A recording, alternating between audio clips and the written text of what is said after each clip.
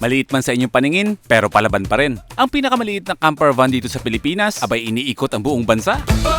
Ito ang bayan ng Liloy. At ang baybaying daan na ito ay tinatawag na Little Siargao. Sa unang tingin, aakalain mo na dinala ka sa isang sikat na surfing capital of the Philippines. Pero habang tumatagal ang pananatili mo dito, mapapatunayan mo na mayroong sariling kaluluwa at kwentong natatangi sa lahat. Hindi naman sobrang haba nung kalye na to na may ganitong klaseng vibe eh. Kaya nga tinatawag na Little Siargao. Kasi nga maliit lang naman siya na version ng Siargao. At napakarami pang kwento ang dapat yung abangan. Enjoy! Napakalaki, nakakatuwa. Pang 10 years na supply na Chicken Joy.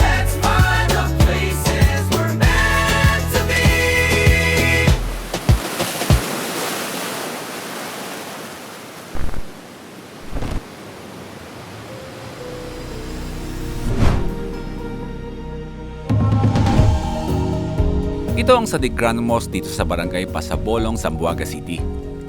Isa sa mga pinakamalaki at pinakakahangahangang mosque dito sa Pilipinas.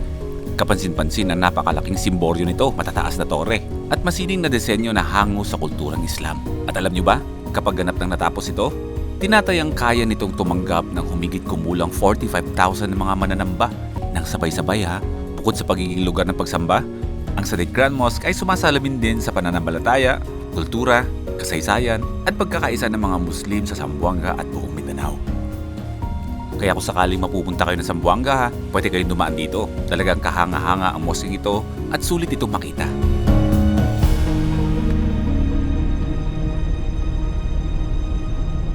Susukatin pa daw yan para malaman kung number 2 ba siya o number 1 na pinakamalaking mosque sa Asia. And welcome back to another Van Life episode. Sa pagpapatuloy ng kwento ng ating pag-iikot ng bansa, palabas na tayo ng Zamboanga.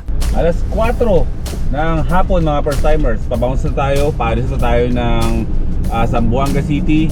Ang ruta natin, babalik tayo ng Ipil, going to Dapitan na tayo. Sa bawat isang first timer na na-meet namin dito sa Zamboanga, maraming salamat po sa inyong lahat. Ang dami nyo kasi sobrang dami nyo. At kung kami naman ang tatanungin nyo kung kamusta ba ang experience namin dito sa Zamboanga, bitin. Maraming rason para bumalik kami dito. Kaya magkikita-kita rin tayo ulit dito sa Zamboanga. Dahil babalik at babalik talaga kami. Mag-aalas 4 na ng hapon nung tayo ay umalis ng Zamboanga City. Kailangan na naman nating hatiin ang biyahe. Magulang ng isa sa mga kaibigan natin dun sa Zamboanga, dito tayo ngayon makikituloy. Isang gabi lang. Tayo sa kapupunta po. Kamatis. So mag-hi ka muna tayo sa vlog. Ito ang original na first timer Okay guys, magko-coffee trip kami ngayon. At alam niyo ba ang partner ng kape? Bro, kailangan ko ng tulong mo. Malabo ang mata ko. Ikaw na mag-shoutout. Shoutout po sa 3J Sweet Delicacies. Mapapa ka sa ulala. Ano ba yun? Mapapa-sugar spike ka talaga. Sukal mo sa kape. Maraming salamat po. Okay mga first timers, welcome dito sa Vitali. Napahinto lang tayo dito kasi nga dapat ang biyahe natin ngayong araw na to 6 na oras going to Liloy. Kabilang side na yon nung kinakalagyan natin ngayon. Kaso nga lang kasi napasarap tayo at natuloy tayo sa pagpunta doon sa Pink Beach, doon sa Santa Cruz Island. Kaya medyo kinain yung oras na dapat bumibiyahe tayo. Pero no regrets, napakaganda ng lugar na yun. Masaya kami napuntahan yun. Ngayon, siyempre, sa mga ganong klase mga pangyayari, kailangan namin mag-adjust ng oras sa biyahe. So, hinati namin yung kalahati dapat nung biyahe namin ngayong, paano ko ba explain? Diba, meron tayong, sige, explain ko. Paano to brain, practice ng brain. Dapat meron tayong destination Zamboanga going to Dapitan Port. Ngayon, ang plano namin, yung Zamboanga to Dapitan Port, hahatiin namin yon sa gitna. Ang nangyari ngayon, yung dapat na pupunta namin gitna, yun ang hinati namin. So, imbis na 2 araw ang papunta namin ng Dapitan Port, magiging 3 araw. Pero all goods lang, papahinga. Saka binisita rin natin yung tatay ni Bro Mark na yung nakasama natin ng ilang araw ba. Itong tatay niya, siya talaga ang una naging first timer. Baga, na-impluwensyahan na ng tatay na manood din kay Boy P yung kanyang anak. Tay, sumabay ka na po sa amin. Tara na. May isa pa po dito. So, tama lang naman talagang bisitahin natin si tatay dito. Maraming salamat po sa napakasarap na hapunan namin. Pinaganda pa po tayo ni tatay at saka ni nanay. Kinabukasan, Maraming salamat po. Pa-bless na lang po ako para may blessing. Ayan po. Salamat po Tay, tutuloy na po kami. Salamat po Salamat. Bro Mark, maraming salamat bro. Abante na kami. Malapit na tayo sa port, patawid ng Visayas. At sa magpapatuloy ng kwento natin, gusto ko muna kayong batiin ng magandang umaga mula dito sa barangay ng Vitali, Zamboanga del Sur. As early as 7:42 ng umaga mga first timers, kalsada na agad tayo at ang pinaka point of destination talaga natin is Dapitan Port na. Doon na tayo sasakay ng barko, patawid naman ng Dumaguete. Left side naman na ng Visayas. Pero bago tayo tumuloy doon, mag-overnight muna tayo sa isang lugar na tinatawag nilang Little Siargao. Pero ang panahon, madilim, umuulan-ulan. Pakiramdaman natin, tingnan natin. Pero yun muna pupuntahan natin.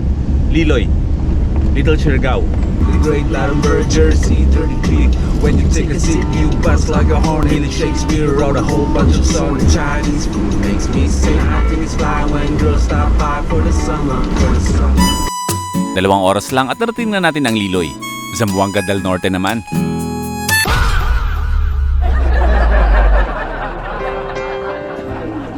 First crash ng ating DJI Air 3S. Pero hindi naman malala.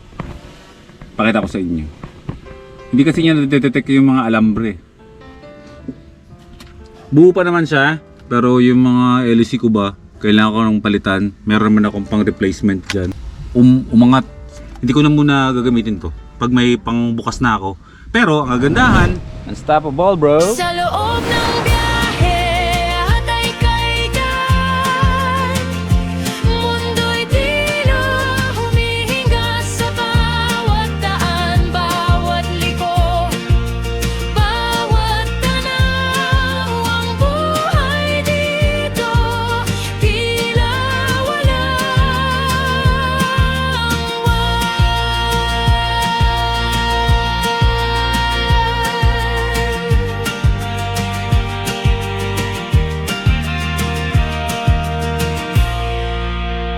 Meron na naman lumapit sa akin, Mama Dog. Ayun. Siyempre, binigyan natin siya ng tinapay. Ang bait niya. Ang sipag yata ni Crush Boy Boy crush. Bago-bago. Boy Crush. Diba? Nay, ano, palipad pa more boy. Yung mga ganyang pagkakataon, kasama yan. Kasama sa kwento yan. Yun nga lang, kabago-bago. Wala pa nga yata 100 delipad si yung Air 3S eh. Pero ano lang naman, paalang. Buti na lang ganun ano. Kaso hanapin ko, paborito kong drone yun. Orderan ko na lang muna. Hindi ko muna siya palipad. 360 muna ako. Oo, may mga ano naman, yung mga kasama natin eh, ganun din naman yung drone. Makikopya ka na lang. Ako naman ang makikikopya na. Oo.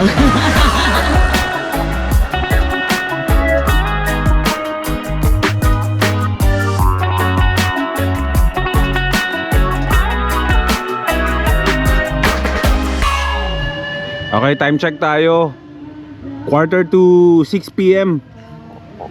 At bago tayo mag-ikot-ikot dito ay bibigyan ko muna kayo mga first timers ng isang impormasyon na napakahalaga. Hindi naman na sa inyo bago ang makakita ng maraming nyog, di ba? Pero napansin nyo ba na lahat, karamihan sa mga nyog ay mga ganito? Alam nyo ba kung para saan ito?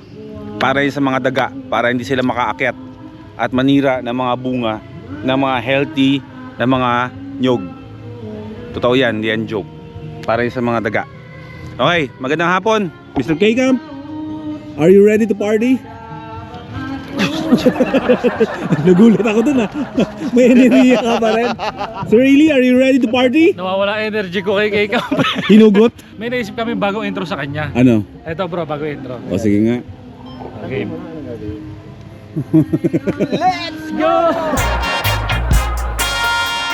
Kapag narinig mo ang salitang Siargao, Agad na papasok sa isipan mo ang matatayog na puno ng nyog, ang kultura ng mga surfers, at ang malayang pamumuhay sa tabing dagat. Ngunit libu-libong kilometro ang layo nito mula sa sikat na islang iyon. Dito sa Zamboanga Peninsula, may isang komunidad na dahang-dahang gumagawa ng sarili nitong pangalan. Ito ang bayan ng Liloy, at ang baybaying daan na ito ay tinatawag na Little Siargao. Sa unang tingin, aakalain mo na dinala ka sa isang sikat na surfing capital of the Philippines. Pero habang tumatagal ang pananatili mo dito, mapapatunayan mo na mayroong sariling kaluluwa at kwentong natatangi sa lahat. Pero hindi lang ang kalikasan ang buhay dito. May umuusbong ding kultura sa gitna ng daan.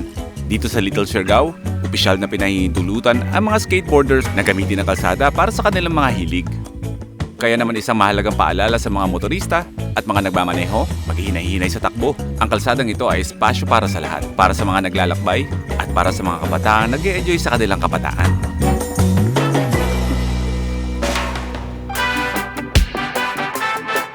At sa pagsapit ng gabi, buhay na ang mga lokal na negosyo. May mga ganitong tindahan dito. Yung mga grocery, ano. Napakaraming kainan na nag-aalok ng iba't ibang putahe. Tara, samahan niyo muna akong mag-ikot-ikot. Hindi naman sobrang haba nung kalye na to na may ganitong klaseng vibe eh. Kaya nga tinatawag na Little Siargao. Kasi nga maliit lang naman siya na version ng Siargao. Mula sa mga formal na kainan hanggang sa mga paborito nating mga street foods. Hindi ka mauubusan ng pagpipilian. Lahat din ay abot kaya. Souvenir shops, abay meron din. Grabe, napakaganda ng vibe ng lugar na to. Ang Little Siargao ng Liloy ay hindi lamang isang panggagaya sa isang sikat na destinasyon. Isa itong patunay na kayang magbago at umudlad ng isang lokal na turismo sa pamamagitan ng disiplina, kalinisan at tamang pamamahala. Isang paraiso na bukas para sa lahat, kung saan ang gabi ay buhay, ang kultura ay malaya at ang kapayapaan ay nananatili. Ito ang Little Siargao ng Zamboanga del Norte. Isang lugar na dapat nyo ring mapuntahan.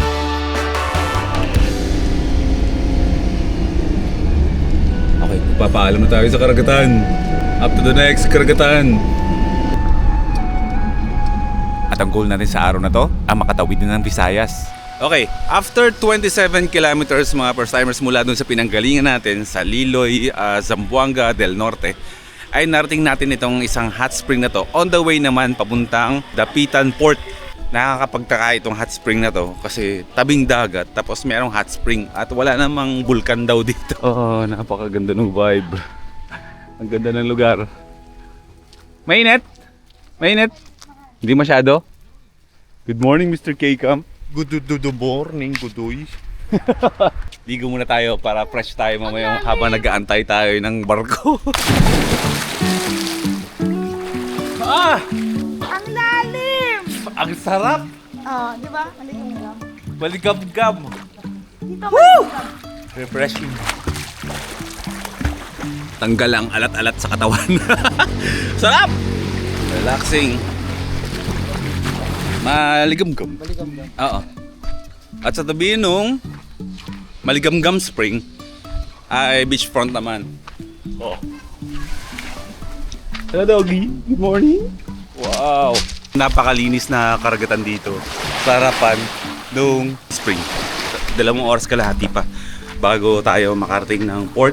Saktong-sakto lang makaligo tayo kasi hindi natin alam mamaya kung yung masasakyan nating barko or may masasakyan na ba agad tayong barko. So, freshen up muna. Dito, ilang beses na tayong pumunta ng Mindanao pero ito yung pinaka marami tayong napuntahan. As in sobra talaga. Pero sa susunod na tayo ay babalik ng Mindanao. Hindi na natin tutumbukin yung mga pinuntahan natin. Gusto ko buong Mindanao hanggang sa kasuluk-sulukan hanggang sa Hulo-Sulu. Mapupuntahan natin yan. Yan ay mga tatargetin natin. After ng loop na to, ililista ko lahat-lahat. Tapos yung mga hindi pa natin napupuntahan ng mga lugar, yun na yung mga tutumbukin natin hanggang sa makompleto natin lahat-lahat ng mga probinsya sa Pilipinas. Malapit na. Na parang the last time na nag-check ako, parang nasa 74 provinces na yung napupuntahan natin. Plus yung ngayon pa. Okay, wait lang. 1 oras na lang bago mag-Dapitan Port, may dadaanan lang ako. Task to sa akin ng kaibigan natin si Kulas eh. Kapag nasa bayan na daw tayo ng Manukan, hanapin ko daw ang malaking manok. So feeling ko natagpuan ko na. Kuya, ito po ba yung sinasabi pong malaking manok? May mas malaki pa. Ah, may mas malaki pa? Ah, okay. So, ito yung manok, pero hindi pa daw ito yung malaki. Hanapin natin yung mas malaki. Ito yung mga trip ni Kulas eh. May mga task pa siya sa akin, yung mga ganito eh. Sige, hanapin natin yung manok. Tapos, papicture ako, tag ko siya sa Facebook na nahanap ko na siya. At hindi pa kalayuan, inatagpuan ko na yung napakalaking manok. Maliit palang manok yun, ito pala yung malaking manok. Napakalaking manok nga. Langgam ito talaga. Oh my God, ang laki. What? Kaya magpapapicture tayo sa manok. Wait lang, lapitan mo lang yung malaking manok. Grabe. Wait, okay, welcome dito sa Municipality of Manukan. Hello! Napakalaking manok nito. Akala ko yung sinasabi niya, literal na manok na buhay. Statwa pala ng manok. Napakalaking manok. Deserve na magpa-picture tayo dyan sa manok na yan. Napakalaki, nakakatuwa. Pang 10 years na supply ng Chicken John. Welcome to Dipolog City. Okay, update. Nasa port na tayo ng Dapitan. Nakakuha na tayo ng mga ticket natin. As usual, kapag nandito, medyo pahirapan palagi ang pagkuha nandito. So, dapat dito kapag kukuha ka ng ticket dito, wise ka dito. Ikaw mismo ang maglakad ng iyong papel dahil sa kadahilan ng kaya mo naman talagang kumuha ng ticket. Yun yung isang paalala. Tapos, kunin nyo na lang. Kumbaga, hawak nyo yung mga ORCR nyo or CR, papel ng ano nyo. Ang gawin nyo lang kapag nandito kayo, ang gawin nyo lang kapag nandito kayo, ready nyo lang yung papel ng sasakyan nyo, ID, rekta kayo sa ticketing office, sa mga booth. Tapos kumuha kayo ng ticket, magbayad kayo, and then go na, pasok na. Ganun lang. Wala na kayo ibang kausaping mga tao. Rekta kayo kasi kaya nyo naman yan. Para na rin sa mga nagbabalak na mag-loop gamit ang minivan. Syempre malaki ditong factor talaga yung budget pagdating sa gasolina. Yung gasolina naman kasi pabago-bago ng presyo, so hindi dun sa bagay na yon kailangan nyo maging handa kasi wala talaga kayong gagawin dyan kundi magpagasolina. Pagdating naman sa Roro, bali ang buong Philippine Loop, ang Roro na sasakyan nyo mga first timers ay 6 na beses kayo sasakay ng barko. Kung clockwise ang ikot ninyo, ibig sabihin ng clockwise, ang daan nyo muna is Bicol. Pag ganun, 2 barko ang masasakyan nyo. So all in all, sa lahat ng mga barkong sasakyan nyo paikot ng Pilipinas, mag-budget kayo ng mga nasa 25 to 26,000 pesos. Barko pa lang yun. Welcome to Port of Dapitan. Yun yung mga expenses, gasolina, napakahalaga, food, tapos barko. Dapat meron din kayong emergency fund na hiwalay sa budget niyo sa mga gagastusin niyo habang nag-loop. Itong loop na to mga first timers, kumpara to sa Philippine loop na ginawa natin na nagmotor tayo, 3 times ang gastos namin. Triplihin ang talagang yung budget nung nagmotor tayo. Kaya ayun, medyo magastos siya. Pero sa mga gusto naman talaga mag-loop, na gamit ang inyong mga minivans o yung mga 4 wheels, kaya nyo yan. Pahupain lang muna nila Ramo. Oo, siguro pahupain nyo yung mahal na gasolina kasi sa amin talagang wala warlakan talaga sa gasolina. Mga bro, papunta na kami dyan. At pagkatapos nga ma-process ang lahat ng mga papeles para makasakay na tayo ng barko, Hello sir! Tayo ay magpapaalam na sa malaking lupain ng Mindanao.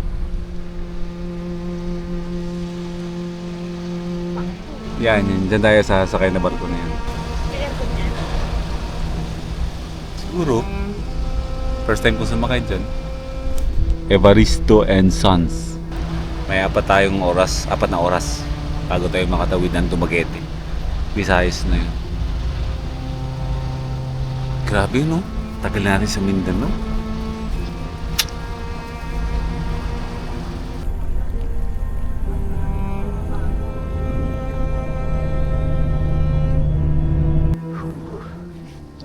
Paalam, Mindanao.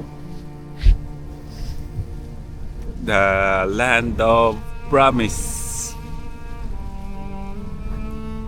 Hindi ko talaga mapigilan, hindi magiging emosyon.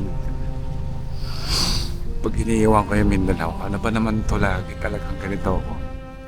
Ngayon, pansamantala nating iiwan ang Mindanao pagkatapos ng mahigit na 2 buwan na nandito tayo. Paikot-ikot tayo sa napakalaking isla ng Mindanao. At pagkatapos ng mahigit 2 buwan, ay pansamantala natin iiwan ng napakagandang lugar na ito. Lupain ng Mindanao, tayo magpapaalam na muna. Hanggang sa muli nating pagkikita. 4 na oras patawid ng Visayas ulit. Sakay ang napakalaking barko na to. And bago ang lahat, gusto kong magpasalamat muna sa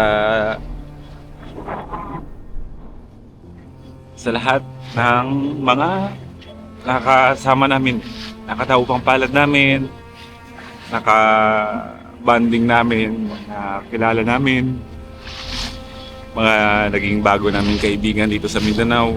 Sa loob ng mahigit 2 buwan na dito lang tayo, ang daming nangyari, ang daming magagandang nangyari. Parang walang nangyaring hindi maganda dito sa Mindanao sa aming pag-iikot. Ngayon gusto kong pasalamatan kayo. Ngayon mismo gusto kong pasalamatan kayo lahat-lahat mga Mindanao na sa mainit na pagtanggap niyo sa amin, sa pagsalubong niyo sa amin. Napakaganda ng mga experience na ginawa natin na nakasama namin kayo. Napakaraming mga dapat i-treasure ng mga panahon na tayo ay nagkita-kita at nagkasama-sama. Maraming salamat. At tayo rin naman ay muling magkikita muli. Sadyang palaging emotional lang ako kapag iniiwan ko ang Mindanao. Kasi gusto ko dito. Gusto ko maging taga Mindanao. Hindi ko alam kung hanggang ilang ikot tayo ng Pilipinas bago mangyari ang ganyang bagay. Pero syempre, lahat ng mga bagay na pinaplano natin ay ipapasa Diyos muna natin yan. Kung yun ba ay will niya na tayo ba in time ay magiging taga dito or ibibigay ba niya sa atin yun. So pinapasa sa Diyos ko yung mga ganyang klaseng bagay. Pero again, maraming salamat sa inyong lahat na taga Mindanao, lahat ng mga lahat kayo. Ang dami nyo. Maraming salamat sa suporta. Maraming salamat sa suporta na binigay niyo sa akin, sa amin, sa mga pinaramdam niyo na na mamahal sa amin. Hanggang sa muli natin pag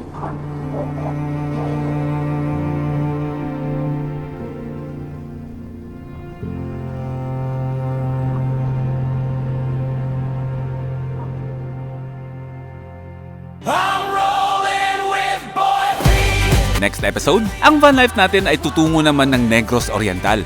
Okay, welcome sa Mag-Aaso mga first-timers, the Sulphur Vent. Kaya ang bulkan, hindi basta-basta sumasabog yan kahit sobrang init ng loob niyan or ilalim. Dahil may mga hingahan yan sa iba't ibang panig ng lugar.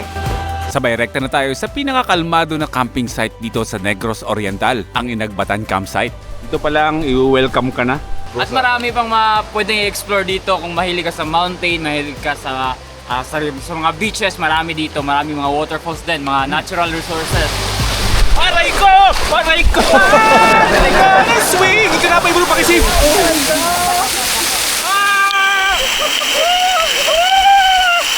Para kang binugpok ng kalikasan. Ilan lang yun sa mga dapat yung abangan sa next episode.